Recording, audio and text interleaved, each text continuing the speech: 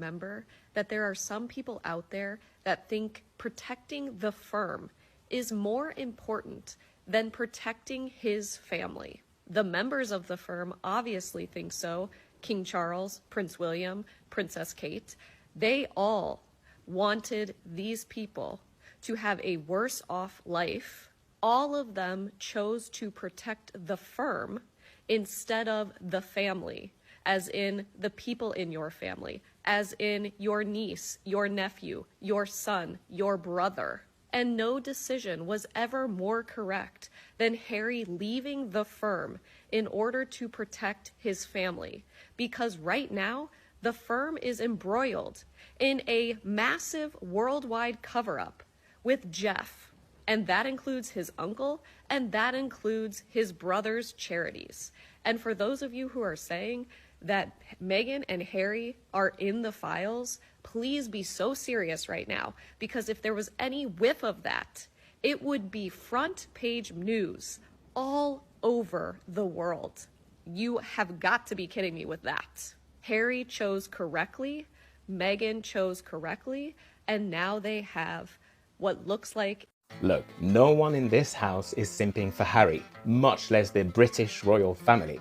But when someone with such privilege, power and influence is in the unique position of advocating for my causes, why on earth would that turn him away?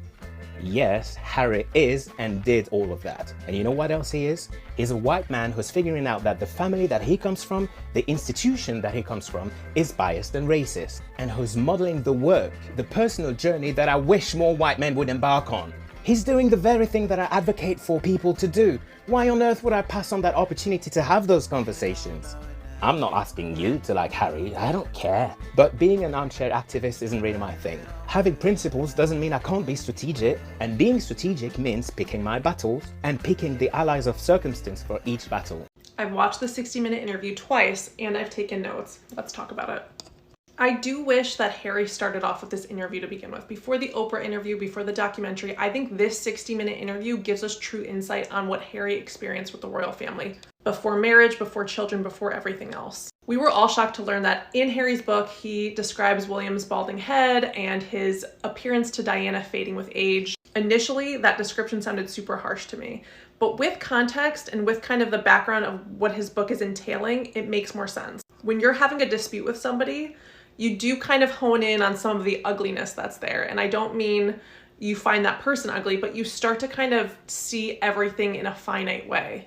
And I think a book tells a story and it kind of gives a full picture. And I think that that is where those statements came from. Watching these two grow up together, we've all been under the impression that they've always been super close. And I do think that there has been closeness there. But in this interview, Harry gives us more context in regards to their dynamic and their relationship. There was this brotherly rivalry. It does seem like William was kind of always in charge from the time that he was Harry's older brother. The brotherly dynamic that Harry describes is actually super common, I think, with a lot of brother siblings. When mourning their mother's loss, Harry felt like there was a lack of tears and a lack of truly feeling her loss right away. He said his father Charles never hugged him, but that his hand did fall on Harry's knee when he explained to him what happened to his mother. The fact that his father's hand fell on Harry's knee and Harry can remember that moment to this day is very significant, because I think it just shows the lack of affection that was happening within the family, that little small moment stayed with Harry. I'm doing these in 2-minute parts, so follow for the next part. Do I have any regrets? Yeah, my biggest regret is not making more of a stance earlier on in my relationship with my wife and calling out the racism when I did. History was repeating itself. My mother was chased to her death while she was in a relationship with someone that wasn't white. And now look what's happened. You want to talk about history repeating itself? They're not going to stop until she dies. It's incredibly triggering to potentially lose another woman in my life. And it all comes back to the same people, the same business model, the same industry. Isn't this all about breaking the cycle? Isn't this all about making sure that history doesn't repeat itself?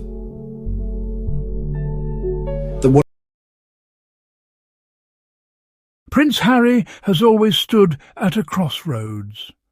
On one side lies the crown, tradition, history and duty. On the other, his family, his wife, Meghan, and their young children. This is not a simple choice. It is, you know, a tug-of-war between two worlds, both demanding loyalty and sacrifice. From his earliest days, Harry was taught what it means to be royal. He learned that the crown comes with rules, responsibilities, and a heavy weight of expectation. But as he grew older, another force grew just as strong. Love for his family and the need to protect them. Harry's dilemma is dramatic. Should he follow the path set out for him by centuries of tradition? Or should he break away, risking everything for the people he loves most? Every decision comes with a cost. Young people everywhere can understand this struggle. We all face moments when we have to choose between what others expect and what our hearts tell us is right.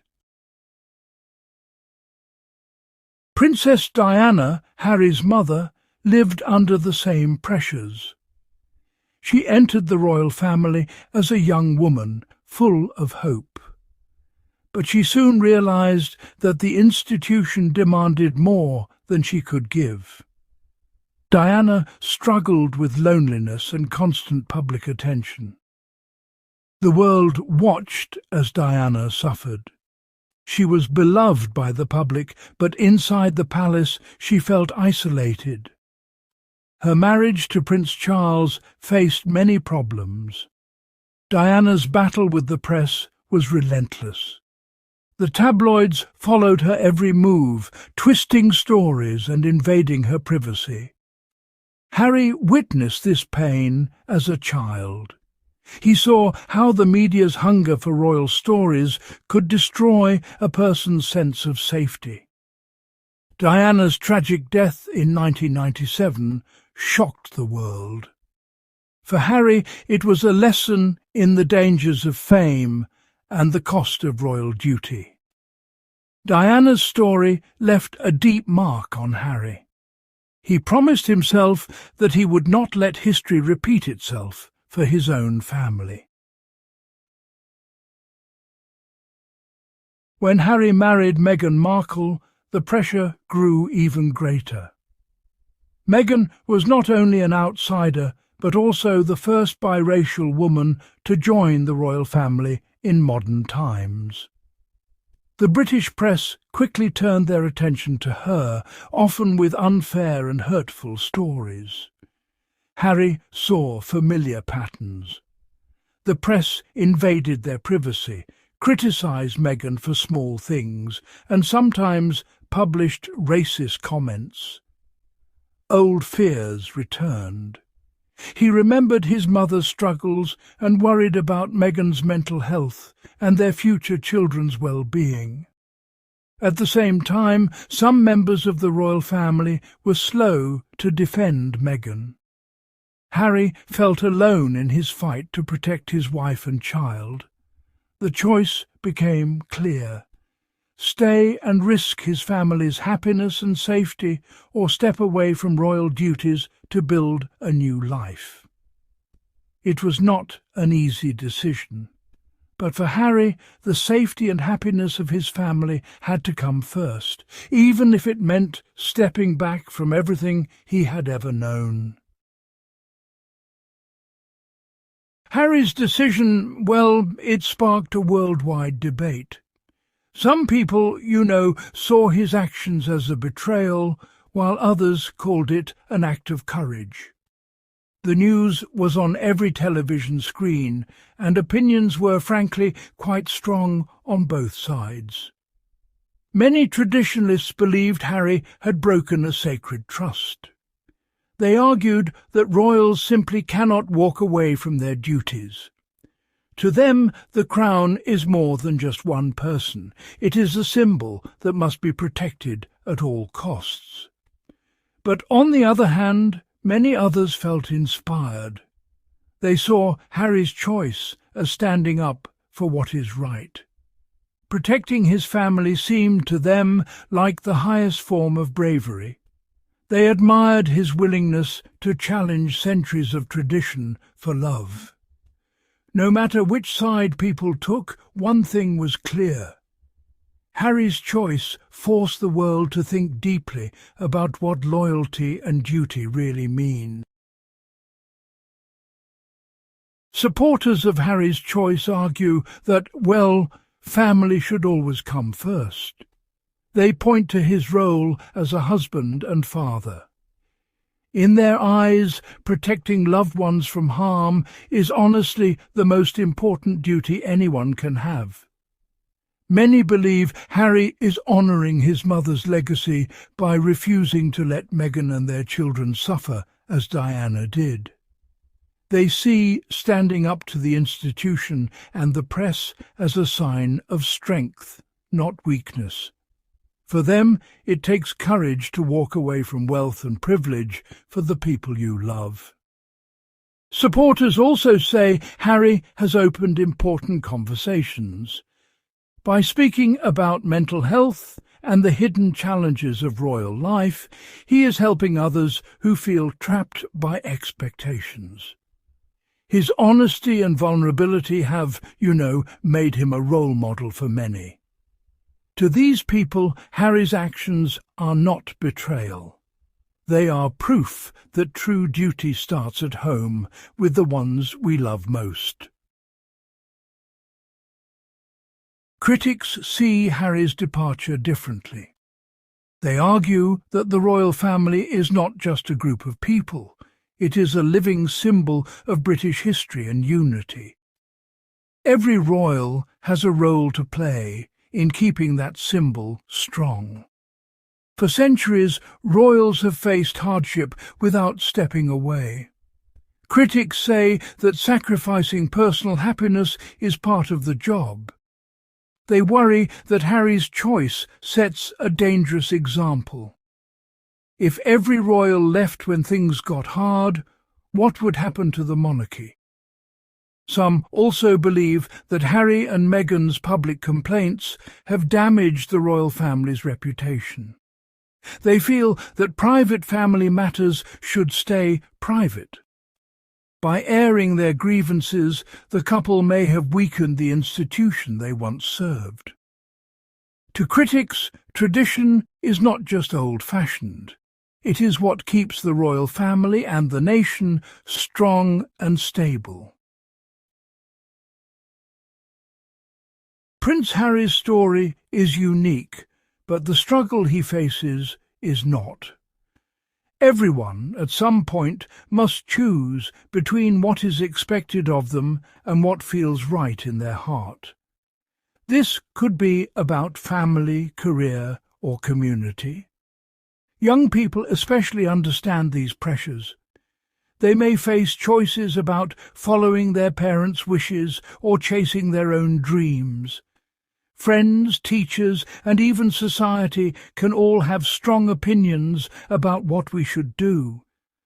Harry's journey shows that these choices are not easy. There is often no clear answer.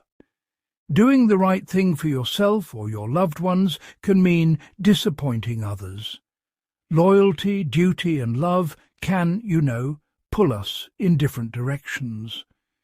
In the end, these moments shape who we are. They teach us about courage, compromise, and the meaning of happiness. As the debate continues, Harry's story makes us ask big questions. What is more important, honouring the past or building a future with those we love? Is loyalty to tradition worth risking the happiness and safety of your family? There are no easy answers. Some will always value the stability and comfort of tradition. Others see change and personal happiness as worth any sacrifice. Harry's decision shows that both sides have strong reasons for what they believe. What matters most is understanding that these choices are deeply personal. We cannot judge others without knowing their full story. Harry's journey reminds us that even those with fame and privilege face impossible choices. When crown and family collide, perhaps the real legacy is the courage to choose and to keep asking what truly matters, for ourselves and for the ones we love.